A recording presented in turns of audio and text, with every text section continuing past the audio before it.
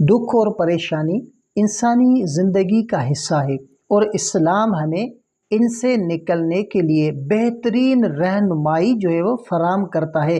قرآن اور حدیث میں ہمیں دکھ، غم اور پریشانیوں کا سامنا کرنے کے طریقے اور اللہ سے مدد وہ طلب کرنے کے متعدد طریقے سکھائے گئے ہیں۔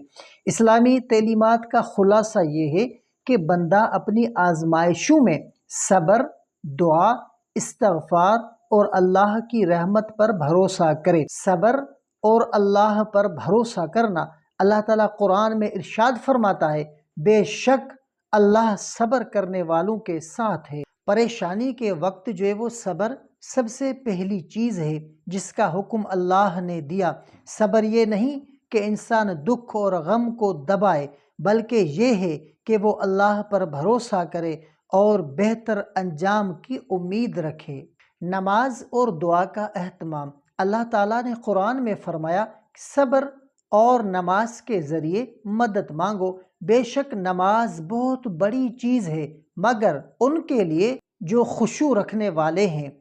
پریشانی کی حالت میں نماز کو مضبوطی سے تھامنا اور اللہ سے دعا کرنا سکون کا ذریعہ ہے۔ خاص طور پر نماز تہجد کا اہتمام کریں کیونکہ یہ دعا کی قبولیت کا وقت ہے۔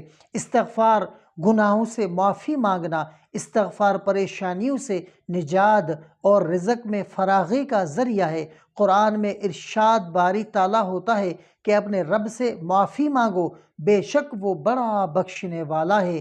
وہ تم پر آسمان سے موسلا دار بارشیں بھیجے گا اور مال اور اولاد سے تمہاری مدد کرے گا۔